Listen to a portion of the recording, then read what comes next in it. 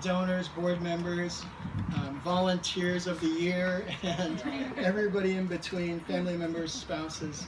It's a real privilege to be here. And for me, how I got to Advent is actually, I was reminded coming here today that I tried a few years back, maybe 5-6 years ago, to speak with a former board member and see about opportunities here, see if some of my background matched what we were doing. And I think at that time what I was being told by God is that, you need a little more spiritual maturity. And so I was looking through some files last night and I found a reminder of where I've been coming from over the last 2 years. I actually am one of the kids that we serve. So I was a youth offender and had my first DUI at 17. And luckily didn't hurt anybody, but that was part of my story. And so when I got into recovery and started turning my life over to Christ, good things were happening. But even through working the steps, I didn't have the spiritual maturity that was needed because I had given a lot to Christ. I had given him, what I thought was all of my work. I was working an hourly graveyard shift security job just, to be in a sober vocation. And then I thought I'd given him, other parts of me. I told my story about being a recovery addict publicly on stage in my church. I go to Westgate Church, and so it's a big church. It's a little intimidating to do that. And I told my story about being a survivor of childhood sexual abuse as a person performing on stage doing poetry, which was what I'm going to end with. But there was one piece I needed to still give Christ to be mature enough to have a relationship with the kids that's going to be God-honoring and God-inspiring.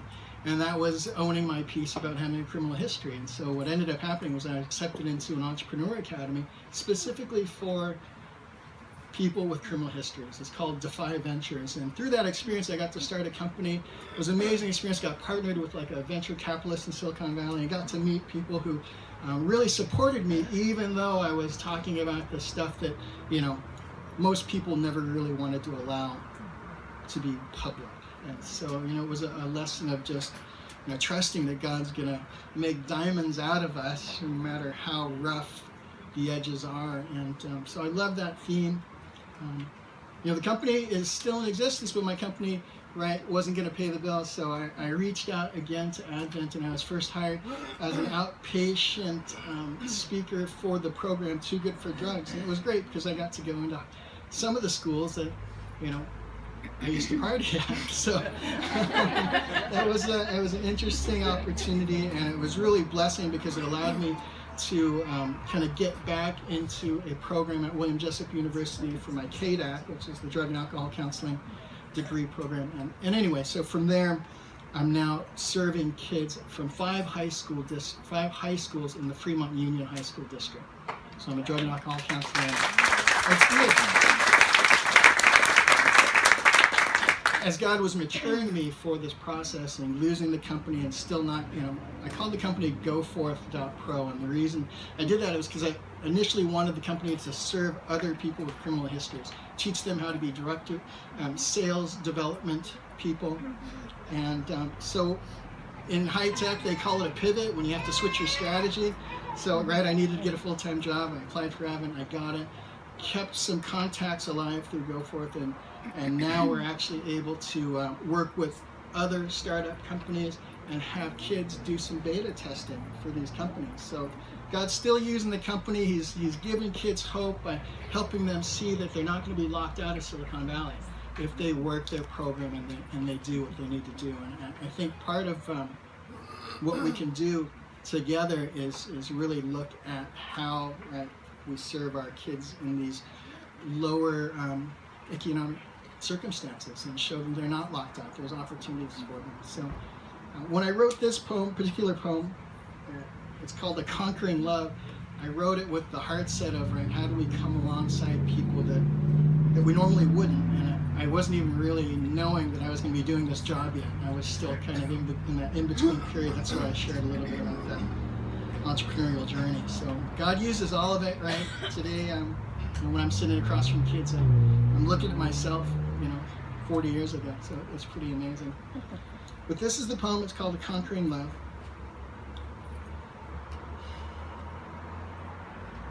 Oftentimes, or so it seems, circumstances may conspire. Or could it be a brilliant scheme by our Creator to simply re-inspire?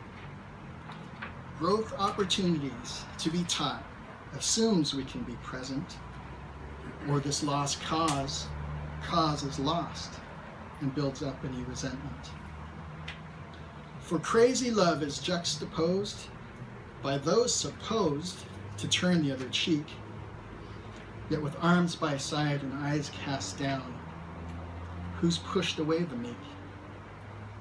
Reaching towards a blessing are we who bear and grin it with the least of these. So in these times of disrupt, ask instead, who do we lift up? So please don't miss Ms. and Mr. to dismiss his invitation to become a fragrant offering to we who've come undone. Let's all en masse just drop the veil of holier than thou. Goodness, joy, and encouragement should not be stale. Share it fresh, beginning now. When this our heart's desire be, a conquering love will flow from you and me. Thank you. I'm Edward. Have a great rest of your evening.